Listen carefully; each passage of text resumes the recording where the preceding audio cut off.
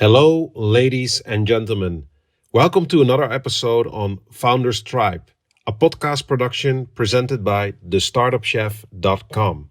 This is once again your host, Sven Milder, and like every week, I invite inspiring global movers and shakers to the show to casually chat about successful strategies they have deployed to found and build awesome businesses and live fulfilling lives. At the Startup Chef, we are on a mission to elevate and inspire 100,000 founders globally to help them shortcut their road to success by offering easy access to investment capital and world-class expertise. If you want to discover more or download one of our free resources that can help you propel your business forward, visit us at thestartupchef.com. Thestartupchef.com. Now, without further ado, let's jump straight into today's episode. Okay, guys, welcome at a new episode. And today we have someone special, which is not only a super rock star, but as well a great friend of mine. Please meet Mr. Leo Koesmanto, Managing Director, Head of Digital Banking, and currently as well Deputy Head of Consumer Banking Group at DBS Bank Indonesia. A little bit more about Leo. Leo is a balanced marketeer, strategist, and a day-to-day marketing management leader who believes human psychology and deductive thinking is the right tool to solve business problems. Digitally passionate about the new economy, and prior to DBS, Leo has had 8 years of experience in the banking industry in the areas of credit cards, marketing communication, branding, and mainly also responsible for rebranding the BII into the Maybank in Indonesia. He started his career as a consulting at Accenture and Booz Allen and Hamilton, where he picked up his technical skills as well as strategic management skills. And prior to banking, he has well been knowledgeable in the telco industry. About Leo, he holds a Bachelor in Industrial Engineering degrees from Universities Trisakti and an MBA in Marketing and Information Systems from University of Minnesota. And in his leisure time, he's in photography and active in the digital startup environment. Leo, welcome to the show. Hey, Sven. Hey, Thank you very much. Yes, it was like a spectacular introduction. Actually, Wow. The things that I, of course, already knew is many of your banking background. But the thing that I didn't know is that you have a bachelor in industrial engineering. So my first question is, does that still work in your current expertise, or how do you still see some of those things back in your current work? Well, actually, it's interesting that when I was in school in industrial engineering, right, the timing was like the industry, not industrial revolution, but it's more like on the time and motion study that is actually it is really still relevant right now. I mean, in the past, in terms of in industrial engineering, is time motion study when you are trying to assemble something, right? Right now, in my line of work, I think that's becoming like the UI UX design thinking, that kind of thing. Still the same thing. Hey, and another thing that I was noticing is, I mean, during this whole COVID, what happens with your photography, right? Do you have more like a tailor lens from your house to make some pictures, or how does that go? Well, not anymore. Right now, I survive with just my iPhone. Which you can make awesome pictures with. I'm still having a heavy flaw on iPhone photography, but I'm sure you're familiar with this pop star Lady Gaga, right? And it seems that Apple has really hooked her on, and they recorded the whole video clip on an iPhone, right? I mean, that's truly awesome marketing to show how products actually working.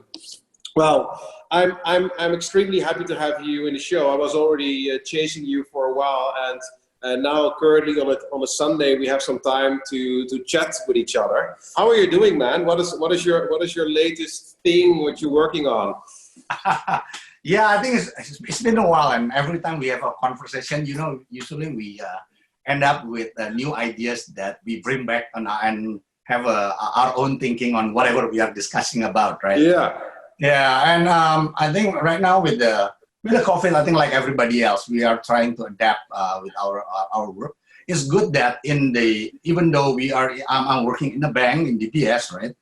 even though it's a bank, but we are ready for this because all our employees we are already work remotely as well. We have all the necessary equipments, and in the office also we have unassigned seats. We can sit anywhere. So this just converting something that we already do once a week. Now we are just doing it every day. So you had like a repetition actually, which was just more like an informal way, and COVID was just pushing you to just go all in on Right. this the new strategy. Yeah. Right. Well, that's definitely one thing that I would like to chat about with you, and I have always been very impressed. And while you were starting digital banking, DBS, I was as well heavily involved to start, and we have discussed many things. But what truly impresses me is, you know, I still remember it was only first a little part of the floor, and currently DigiBank from DBS is taking over the half of the building, right? And for many people to walk them through this whole opportunity that you have been endeavoring on is like you have something dusty as a bank, and suddenly there's a whole migration of department's way of working, digitalizing everything that has been the norm before. And what I'm really wondering, like, you know, and I've noticed it's not being captured in one simple answer, but how did you do it, man? I mean, DBS is the largest bank in Southeast Asia, by assets at least. You came in as an incubant in Indonesia. You started this with a relatively small team. You have grown it to a significant team and a significant footprint. I'm extremely proud of you, and even you did so well that you're now leading consumer banking in Indonesia. So it's super impressive. But how did you pull that off, Leo? I mean, I know we cannot discuss this in one answer, right? I just want to start this conversation. I mean, how? Yeah. I think there is no formula for that, right? Because sometimes it's just, I mean, personally, I'm kind of like, I have probably the necessary experience, not exactly a digital banking experience in this case, right? But I think I have the background as a industrial engineer. Industrial engineer, and but most of half of my early careers was in technology consulting. Yeah, not really on. Well, I did some programming, coding, and process and all. So I think but I'm not diving into the technological on that, but enough to understand how that thing works, right? But I'm more like a business person, like a marketing person. So understanding that as a background and my passion in, retail marketing. As a matter of fact, I'm not considering myself as a banker right now. I'm a marketer. It's just the industry I'm working on is banking. I can be anywhere because I mentioned to you before, right? When I think probably like 10, 15 years ago, my first startup was in telco. I worked with, now it's the operator 3. At that time, it was the same thing. It was only a license. Start with a license, and we worked with a lot of people preparing the business cases until we launched. And now it's becoming the operator as we know it is in Indonesia. I think it's the same thing. Like I said, I have a necessary background, but of course I don't have an experience in digital banking. But then I think I'm glad that the DBS at that time, Piyush Gupta, also looking at the experience and saying, actually, I remember this is what he said. Yeah, you don't have the experience on digital banking, but you have the components. You have the components. You just need to put it together. Technology components and marketing components. And as a banker, also, I already had 8 years of banking experience at that time, right, in the retail banking. Yeah. So he said, I want to bet on you, and okay, let's do this. That was a very good bet. It's a very good bet. So just to give this whole exercise a little bit of few numbers, right? When I know you from Maybank, but before that, when you asked me as well to think along with the DBS, I still remember you had like a small team, right? Everyone was relatively easy to call by names. Can you tell us a little bit about how many bank account holders are there? How many people are working within the team in total? Just give us a little bit of an impact of the footprint that you guys leave behind. Okay. We launched the product in August 29, 2017, right? So I remember the first customer on that day was 79 customers. Today we have about 600,000 customers.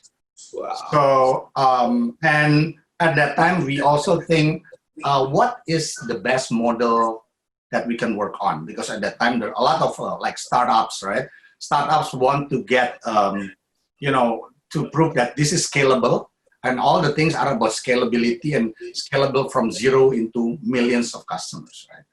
And actually, we are thinking, okay, are we going to take that model, or we are going to look at it differently? Because we are from a background of a banking, right? We are not a startup. We are a startup, but we are not a startup that is looking for valuation. It's a bit different. Yeah. We are a startup within a bank, and this is our own startup, is our own product, right? So we are looking at how we scale, at the same time, how can we make money? So we are basically, the first month, people are already asking, where's the money, where's the money, where's the return, what's the profit? Yeah. Well, it's not as, I think I don't have the luxury that some of my colleagues in the startup world that, okay, we can have a leniency of a couple of years to do it. Like the first month, I already look at the profitability. So we have to grow, but grow with profit, grow carefully. I think that's a bit of the different model that we have. Yeah. So I think that's a well point that you're sharing. So as you know, I'm helping a lot of startups raising their cash, and what I see currently is it becomes more and more important to really build a business from day one, right? There's no such thing as, oh, just have an idea and just keep on smashing money on the table and burn. So yeah. In this case, it's actually something good that you will held accountable, and in an early stage needed to focus on monetizing the business. Do you believe that early focus make more of other kinds of decisions than otherwise you would normally do, like going shopping with a credit card and it's endless, and like the typical startup is doing? Do you believe that your decision-making pattern in growing the bank until the 600,000 users it has today was different because of the push of revenue in the early start? Yeah, I think it would be different if our shareholders say, okay, just scale, just get as many customers as you want, right? Yeah. But since they are looking at that, and the way we think as a team that was growing, when I started, it was only like 4 of us, right? Yeah. Now my department grows as like 60 direct team in my team. But of course, we are supporting with a larger team with the developer, owners, and operations, right? But the way we think from day one is always about how to make money. Of course, there will be, okay, we find a difficulty here, difficulty there, and apparently the customer doesn't like, and then it's doesn't like what we are offering, because customers is always asked about, hey, the other bank or the other entity, the other company, they are giving me this for free. Why don't you, right? And then we are saying that, okay, we communicate the value that we are giving. Of course, at the beginning when we have nothing, we grow the propositions, right? At the beginning, our proposition is simple. It's just a saving account with debit card and open a time deposit, because we have everything else. Today we have remittance that you can send money overseas within a day. We are selling bonds, and we have KTA or personal loan, and credit card as well. So we have many things today. But then when we started, it's simple. Then how can we get customers to adapt our product that is simple, that everybody else have it, right? Only that we are delivering it digitally, fully digital. While probably at that time, the other banks, you'd have to go to the branch, fill up applications, wet signature and everything. All we do is just fill up application, and we do KYC by scanning our fingerprint with the iKTP, right? So at the beginning, yes, we are luring the customers by giving some free stuff, right? But then when people are in, then we are cross-selling a lot of things, and the awareness is there. Then we reduce that kind of like a quote-unquote buying the Big, customers. Yeah, because at the end of the day, it's not healthy, right? I mean, if the customers get in just because of that, I mean, they need to get in and feel that they like our products and they stay there and probably buy more products from us. So we are doing that less and less, and I believe our colleagues, our friends in the other industry as well, they are not doing that anymore. I mean, looking at more giving values rather than baits. Yeah, well, I guess in general, a freemium customer, will never be a real customer, right? It will take a long while to convert someone who is used to free stuff and shops around and see what he can get, and it eventually is a very expensive endeavor, in this case for a bank. But it's likely, I mean, a good example is Trello, for example. They have like a shitload of free users which are just using their cloud space and never really become a customer in that sense. Yeah. So one of the questions that I get a lot of times, and which I'm 100% going to ask to you, people say like, okay, Sven, how do we scale up fast, right, when it comes to our team? And you have literally scaled up your team from 4 to 60 currently. That's what you said? Yeah, but yeah. So how do you decide on your talent, right? How do you decide if someone is a really good fit? How do you know if they're the right guy for the right job? Because at a certain moment you need to hire really, really fast. Yeah. And you don't want to spend too much time on people that will not deliver. So what is your secret sauce here? Well, I think actually, if I look back from 2016 when I started and launched in 2017, now we are 2020, right? So we are 4 years already, right? 4 years old, right? And to look at my team, there are some of the team that was there from the beginning, but there are a lot of new guys as well, right? And I think it's inevitable. Of course, we want to grow our team members. Ideally, they will be with us forever, but it's never happened because people will look at different opportunities, right? Depends on what they are looking for in life, right? So I think when we started, then we planned it. At that time, I have a question whether, okay, shall I hire the bankers, all bankers, because we are a bank and hire from other bank, right? But the thing is, at that time, the thought process and the thinking is not there. I mean, from the bank, in general, I'm just saying in general, of course, not everybody, right? Because I'm included in as a banker at that time, right? So some people will say, okay, this is how we do banking. It's been a 10 years, 100 years, this is how we do banking, right? But right now we need to think differently. So I want to mix the knowledge of a banker with the experience, and then to mix it with a team member that is challenging the status quo, right? And challenging, hey, but why? Why do we have to do it like that? Can we do it differently, right? And so by having that mix, then both people will, once it's the new guy into banking will think, oh, okay, apparently as a bank, because we are working based on other people's money, right? We really need to be careful. We really need to be prudent, right? If it's the money is gone, it's not our money, but somebody else's money, and people will question our credibility, right? So that's the kind of thinking that is there. But for the ex-bankers, they have to think about, okay, but there must be a better way. Instead of looking at it from a product manager point of view, how to look at it from the customer's point of view. We call it the jobs to be done. What is the customer's jobs to be done? So we come up with a solution that is not based on how we do it until today, but differently. So we have a mix of those people. At the end of the day, culturally, it's a different cultures, right? Some people say, how is it so difficult in a bank because of there is a regulatory requirement, compliance requirement, there is a security requirements. We have to think several layers before we come up with something, right? That's sometimes becoming quite quote-unquote slow. But relatively, we can make everything is probably faster than the traditional banks, maybe not as fast as the other startups, because startups, like you mentioned earlier, when we are only 4 people, everybody knows everything. Community is there. When I started, everybody, like 20 people, is in the same room.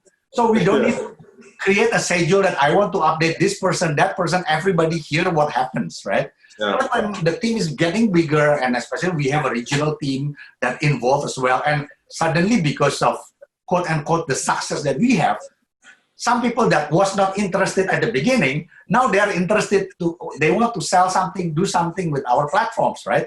Then the stakeholder is becoming larger. We need to be able to communicate with them on what we are doing, what we need them to do, what help do we need from them, right? So that the challenge is the communication. Yeah. When we are small. So you want to say as well that you have hired ex-bankers, or you just choose the same profile from another industry? I think it's there is no exact recipe, but first of all, when I started, we mix it, right? There are people from other industry, either from fintech or from e-commerce, right? And there are some bankers, and we learn from each other, basically, right? Yeah. Then after that, then I mean, people come and go, of course. And during this day, I don't think it is. I think as an industry or as a company, we adapt. In the past, we said that I want you, say if I interview somebody, I want you to work for life, right? Like not work for 10 years with the company, but I don't think that applies anymore, right? No, people are not loyal to the company, but probably they are loyal to their cause, they are loyal to their own personal objective. Then what I can do is, okay, you may work for a year only. Of course, not for 2 months. I mean, 2 months is nothing, right? So both parties won't benefit from anything. But if at least you work for 1 year here, let's make sure that you deliver something for us, for the company, and the company an exchange, right? And the company also grow you somewhere so that when you leave the company, you're a better person, right? And the company, when you left the company is a better shape, because you deliver something within that year. So I think that's the principle that we need to have. Yeah. So how do you keep your team really engaged, as in incentivized and motivated? Because what we typically know, your headquarters here in this case in Jakarta, Indonesia. Now there's a lot of startups and everybody is fishing for the same talent, right? And there's this specific ritual that some people want to jump from one company to another company to another company, and their goal is literally to jump salaries with each company that they're having. So how do you keep your great people within the door, and what is your strategy around incentivizing them in a correct way, the culture around it? What makes DBS the perfect place to work for? I think in my case, in our case, we say that we want to make a difference specifically in the banking industry, so that when you are, I think the goal is like you are going into a school, right? When you are going into this school, then let's make sure that you deliver something and also you get something from this school, right? So that even when you are outside, when you are graduated, you are still proud of your as an alumni, right? So the branding is good. So I think probably at the end of the day, maybe people will stay here for a while, 2 years, 3 years, whatever, then they move. But then there will be, as long as they say that the experience is good, the company is a good place to work for, then there will be other talents that is coming, right? But because if I build a company with a toxic culture, then somebody will resign. When they resign, they will bad-mouthing about the company because they don't work there and everything. Then I will not get any more new resources, because they will hear from other people that don't go into that company. The culture is so bad, right? So we just, I think our responsibility as a company, we make the company culture is good. Good means you are, of course, well compensated, right? But it's not only that. People are not just looking for compensation, right? But you open for, it's not like a top-down, you have to do this, depends on whatever the top says, right? But you have a room. You have a room to give ideas. You have a room to make mistakes. I always say, I encourage you to make mistakes. But please, make only one mistake. Don't make the same mistake twice. But when there is a mistake, I'm fine. But then when the mistake is twice, 3 times, then come on, right? But encourage to make mistakes, because that is where we learn. Because nobody have, I mean, at least here, nobody have the experience, right? And we learn from that mistake. That mistake is our learning ground. So I think with that, then people will probably. So you said like incentivization, of course, the remuneration package. You were sharing, okay, there's a freedom to make mistakes. What are the other perks which you think are unconventional that really fit the DBS Bank as making it a really top employer to work for? I think internally also we do have training programs, right? There is a variety of training programs that could includes, of course, the traditional training, right? Class training. Or there is a computer-based training because we, as a company, we subscribe to programs like Linda, like in LinkedIn, like Linda, right? It's a corporate access that people can just enter there, right? And we do subscribe to like wellness programs. We do have a subscription for our employee to use Mind5. It's a wellness apps, right? So everybody is encouraged to do that as well. And in my team, specific in my team, I do an engagement program. We call it the Engage and Grow program, where once a week I have a management committee meeting, and the other week I have an Engage and Grow. Basically, the program is not talking about work, but talking about what do you feel, how do you feel, and sometimes to think about it, it's like AA, you know, I'm sharing, okay, this is what I want to share today. I feel bad today, or I feel happy today. Share with them, and then thank you, Leo, or thank you, whoever, right? So we are giving support to each other, and we are giving points. Like this week, I want to give 1 point to you, and I want to give 1 point to you because thank you for helping me with that problem, That's right? awesome. That's awesome. Yeah, so I think with that, we as a team, like a smaller team, we become open to each other, and we encourage them to cascade down as well in their own team. Yeah. And with that program, then hopefully the team will be more solid. And especially now with the COVID situation, we cannot meet, right? But actually, we can do that online with WebEx. Well, it's funny that you tap into that, because my team is currently around 10 people, not more than that. But you know, I really love the remote working. I think the fact that you don't need to travel gives you way more time. The fact that you have a better balance in your life-work relationship, as far there's a balance if you're an entrepreneur. But what I really miss, and I'm curious how you deal with that, you have already seen your Zoom with all of these pictures from everybody, right? Because everybody is in one room together. But where is that missing? You know, there's still a little bit that missing element, right? I mean, it's great to talk with you, but if we would sit on a couch, on a sofa, you just have a little bit more of a connection. So I'm wondering, so what is your secret sauce currently to really get that culture going? I mean, I'm pressing on the button to order some pizzas and let it deliver to everyone, and we do a pizza in front of the camera. Yeah. But it's still a little bit different, right? So yeah, I think at this point everybody's trying to do something, right? And what works in your company and the other company could be different. That depends on the personality of the people, right? Even within the same company, the personality of the people within a team and the other teams could be different. At least for just to share what we do, actually we did a town hall. We did like a mini town hall with Zoom, right?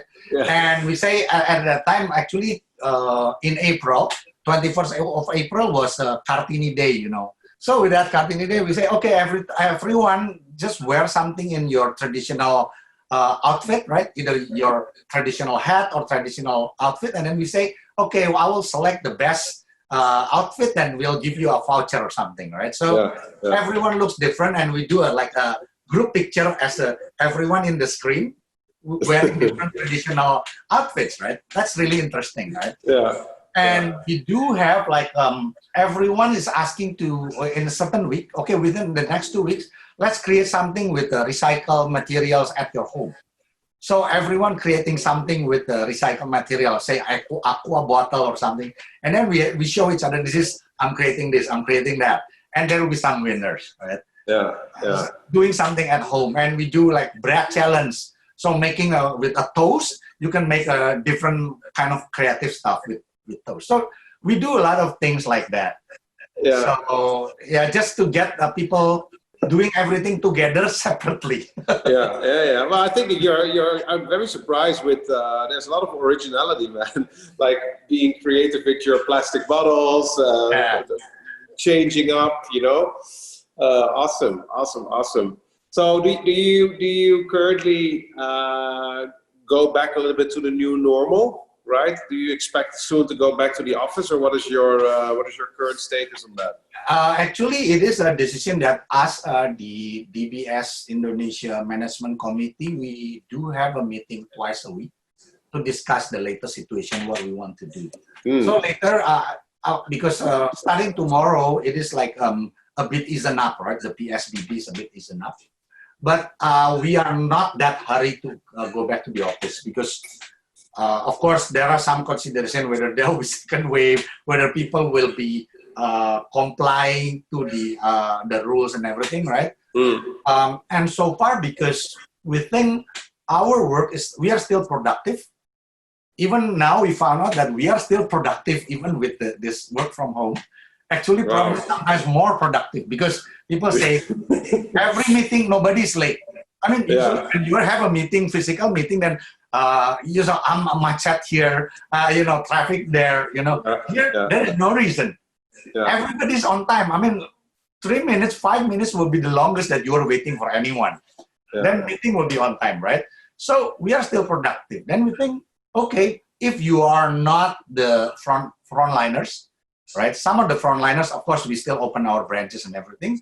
Then the frontliners, we take measures, wearing the mask, and we put some acrylic divider and all that, right?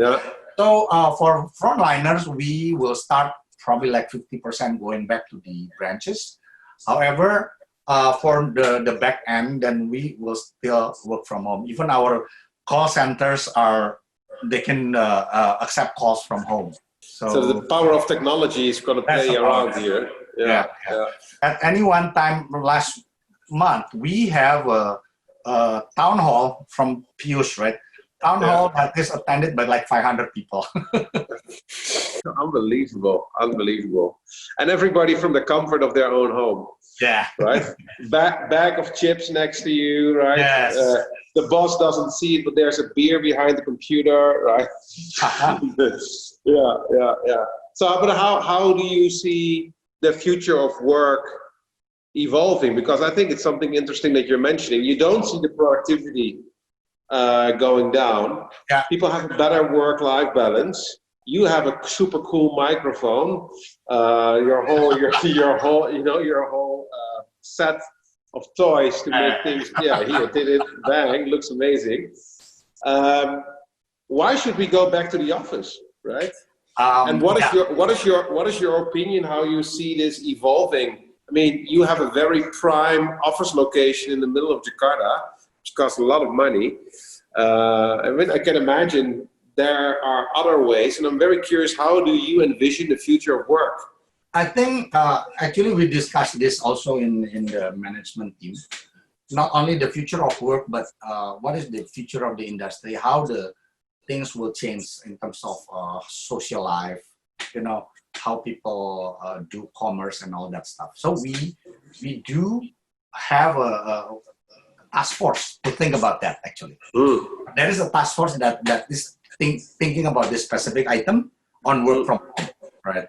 So we are exploring whether, right now we have our head office, we have 2 head office, right, in the CBD. So probably what we think right now is either we give an option for people to work from home, and then maybe we can make an arrangement when it is necessary to come to the office and meet with, when there is a workshop, probably, right? When there is a workshop, then everybody will come to the office. Even when everybody comes to the office, maybe 20% will still be from home. It is still possible because now with this, actually, the blessing in disguise is everyone is comfortable, right?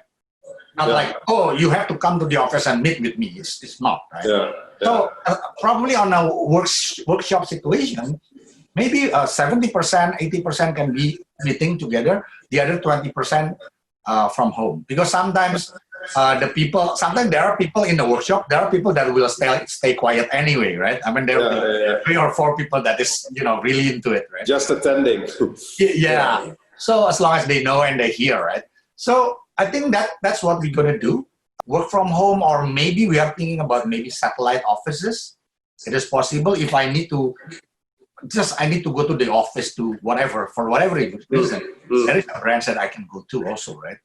But I think at the end of the day, then people will be comfortable. Then the only thing that we need to think about is the security.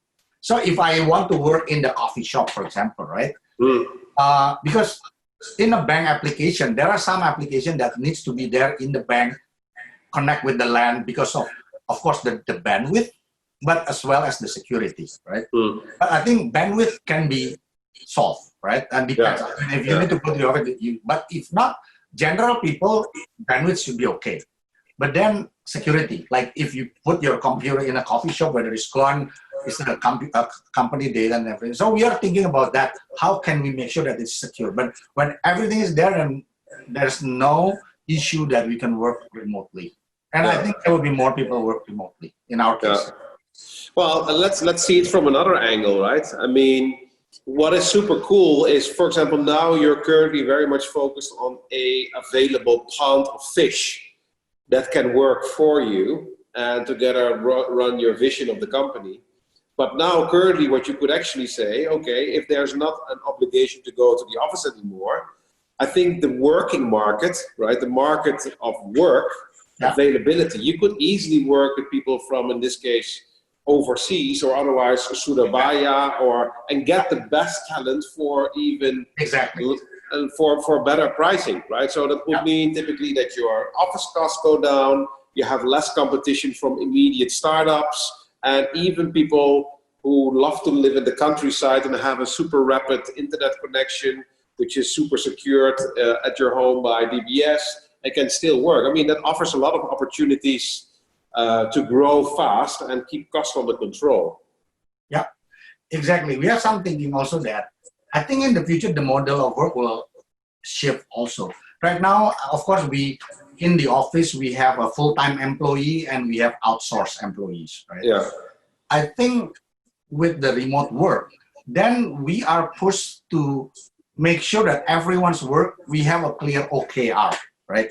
Because in the past, probably, as long as you're there, I can see you, I know you are working, right? But when you are not there, I don't see you, then, okay, I don't need to see whatever you're working on. As long as the OKR or the objective or the KPI, you fulfill that within the agreed time, it's okay. So that kind of work, then at the end, I can just hire somebody, a consultant or an outsource to work on a project. You don't need to become my employee, just work on a project within a month and done. Then it become what you're saying, right? It can be anywhere beyond the geography right now, as long as they get the work done. And some of the work is going to be digital anyway, because we are, I mean, at least in my area, it's a digital banking, right? So the product will be a digital product anyway. You don't need to send physical goods.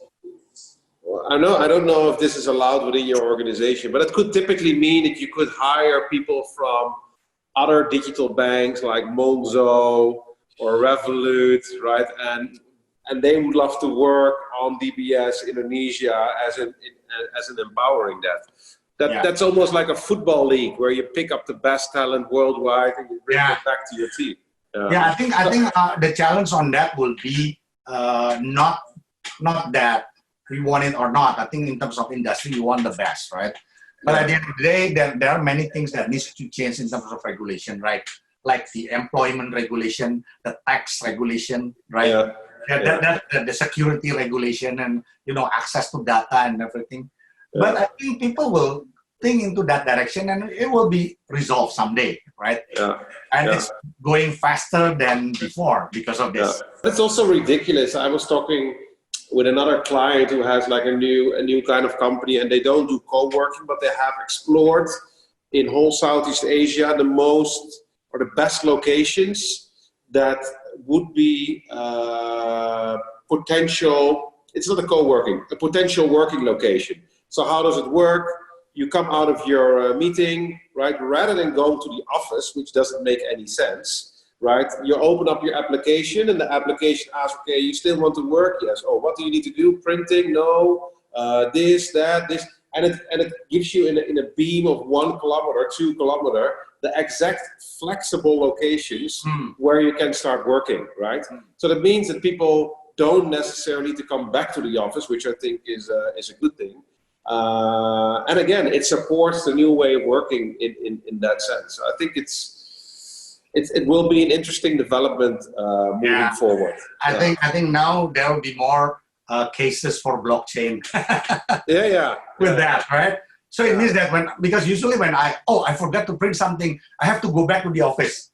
Right now, I forgot to print something. Okay, I can just print it out, and okay, that's the nearest Warnet or whatever. Yeah.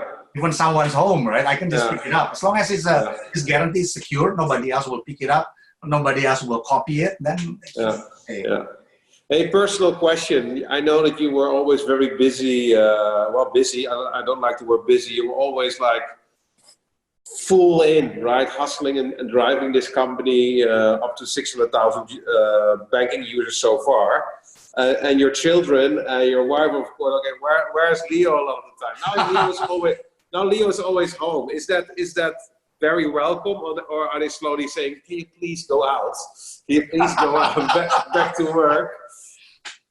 Well, I think in my case, right, I'm setting up office like in my basement, right? I'm setting up a room as an office. So at the end, during office hours, I'm here in the office, right? Yeah. And of course, I go out and for lunch, and I will be available for lunch. A good thing. We can have lunch together, right? So that's a good thing. Or I can just like, okay, I have 5 minutes break, and I can do something, whatever at home. But other than that, I'm fully working in front of my computer right now. But I think personally, it's a good thing. Like I said, being able to have dinner or lunch with the family and like together, normally I don't, it's a good thing. I believe so. So what we actually can conclude in the conversation is that COVID is, of course, like a banger for the economy in a negative way. But I think we both like to see the positive side out of it and how it can influence the future of work. Yeah. So what another question that I definitely had in my mind, like, okay, what can we further expect in terms of banking innovation, right? I mean, sometimes I tell my girlfriend as well, okay, why don't you just have, she's still doing the ATM transfers, right? But, and I'm fully on digital everything. So what can we further expect when it comes to banking products, and where is this all going, right? I think I'm excited by the positive side of this, because it means that banking will be digital faster. Because in my challenge as a banking here right now, like when I talk about the 600,000 customers, right? Of course, by nature, most of them are digitally savvy. They understand it because from the day they onboard, it's onboarded digitally. But then I have a existing customer from high-end customers that is their age like 50 and above, right? And some of them, when they are 60 and 70,000, they do have a lot of money, right? But they are not digital savvy, right? And then talking about what is VC, right? What is video call and everything. But right now, everybody can do video call. Suddenly, everybody is familiar with Zoom, WebEx, and Teams, right? So you see, is that if I have a relationship manager, they can, when we say banking activity, we need to do things face-to-face sometimes, right? So we can do face-to-face with this, and then everyone is available on this. And even we can do events online. And we have a series online. Every week we do 2 or 3 events online, talking about financial education, talking about wellness, talking about a lot of things. And I mean, if we want to broadcast, we can just use IG Live. But if we want to have interactive, we can use Zoom and all the others, right? So that changed, right? So it becomes more digital. Even I personally, when I go to ATM, I kind of have this thinking, okay, do I want to touch the button or not, right? So that kind of thinking, I think it would not go soon, because every time I touch that button and take the cash, I will like put my disinfectant right away, right? So I think that in a way, well, of course, cash is still there, but now some people will think about holding the cash and everything, right? So digital payment will definitely get an acceleration on this. Because I prefer now, while I have cash on my hand, I prefer to pay with QR code and all that, right? So I think it will help to accelerate these things, digitalization. So, and can we expect some super high tech? Leave your phone in your pocket, payment through a chip in your hand, or I'm sure you're following conferences where the future of payments is going, right? Can you tell the audience a little bit what is in the future pipeline, what we can expect, what nobody knows? Well, I think I'd like to think as somebody that is into this, right? I'm expecting that soon it doesn't have to be my phone, it could be my watch or whatever chip, right? But then think about this chip, right? Even COVID people, there will always be pros and cons, right? Even COVID people will say that's the Bill Gates, the Antichrist and everything, right? And then when we have chip, then there will be somebody with the conspiracy theory that will say it's not good for your health and everything, right? I'm more on the other side that's saying, hey, if it's good, then you put a chip. As long as it doesn't affect your health and everything, put a chip there, then easy rather than you carry a lot of stuff, just do it. I'm more inclined towards that. But I think while it is possible, but I think the growth probably will not be as easy as we think, right? Because the same as digital, I always say this, e-commerce. Actually, a while ago, I'd like to think probably in the 2003, 2005, that era, right? .com, basically, right? I remember I was involved in a project here. It's called a Lipo e-shop. Basically, it's an e-commerce, right? With the UI, UX, the design, everything, of course, not on mobile, more on the desktop. It is there. It's the same as we shop online right now. But the world is not ready. The fact is there. The customer is not ready. People will say, hey, I still want to touch my vegetable, my meat, rather than order online, right? But see where it is now, right?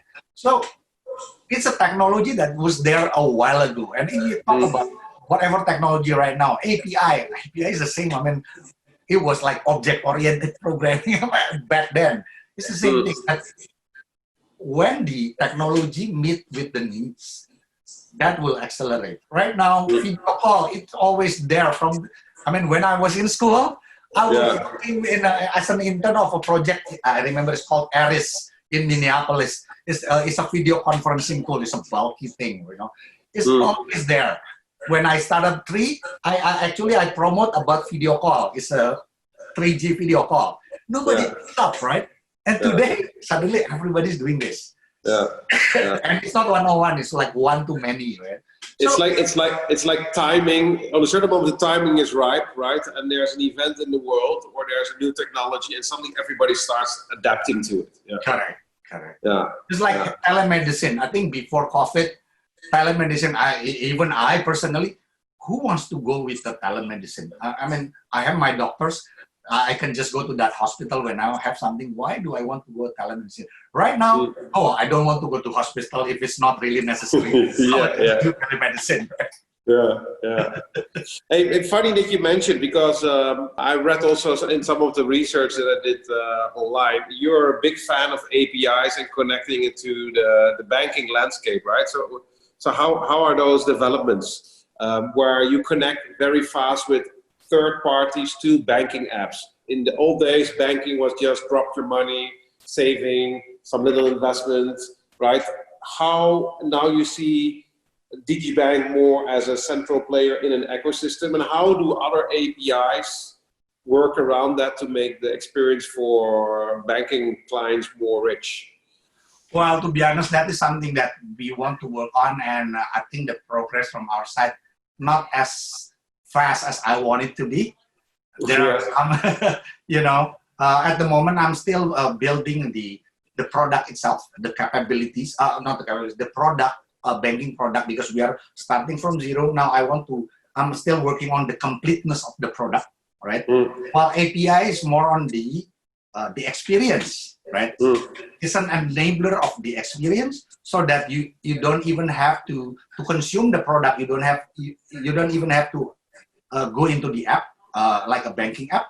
It could be anywhere. Is there, right? So it's an enabler for the experience.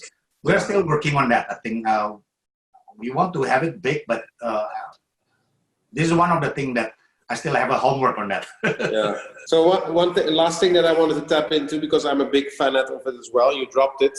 Currently, you're doing your remote work mainly through OKRs. Is everything you're running the whole management based on OKRs, objective key results? Well, not fully, not really fully there yet. I think there's still a mix. Even if in our development, as you probably know, based on our interaction in the past, ideally we want everything on agile. Even the business is on agile, right? But I think we are a bit on watergile, waterfall and agile. But we are getting there. We are transforming the way we work. I think it's a very powerful solution, especially if you give people their own ownership. And it really invites people to become extremely creative. You need to jump out of their comfort zone. As a leader, you become more like a mentor rather than a boss, right? And if you install your OKRs in the correct way, you will really find out that your team actually start working on autopilot, right? It's an interesting thing.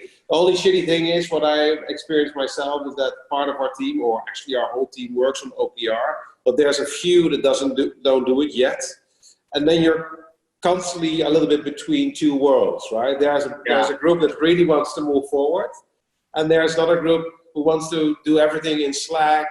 It requires that everybody is on board. I think that's what I I agree with you. Now, I think as well in an organization, right? It has to be a good combination between the structure of the organization and then how you set the KPIs, right? And also the type of people, right? I mean, you have the right structure, you have the right KPI, you don't have the right people. Nothing is well.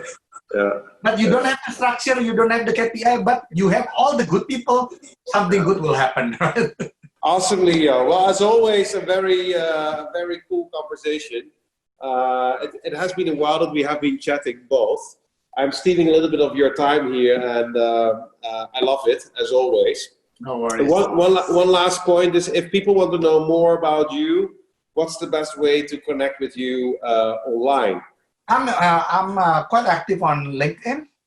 Yeah, so just look for me in LinkedIn. I'm there, and I can. Okay, cool. I will put your LinkedIn address in the show notes. Sure. So people can connect with you about that. Thank you very much for your time on this beautiful Sunday, and even we can have a lot of fun on a remote way. I think the key conversation today was all about remote and how it also can help us be awesome. Very curious to see if we're checking in later on in the future where all of our assumptions have been going. Yeah. So let's keep in touch. Thank you very much. Thank you. I see you soon, Leo. Thank you very much. Thank you. Hey, bro. Cheers. Cheers. Thank you guys for tuning in today at the Founders Tribe podcast. I truly hope you have found some inspiration and the golden nuggets so you can leverage this to lift your founders game. By the way, if you want to stay updated about our weekly releases, then please hit the subscribe button so you will never ever need to miss out and choose which one of the guests you can tune into.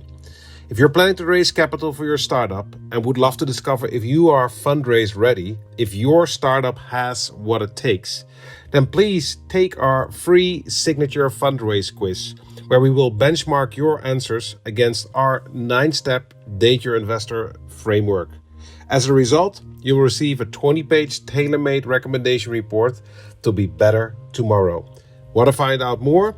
Go to www.thestartupchef.com www.thestartupchef.com.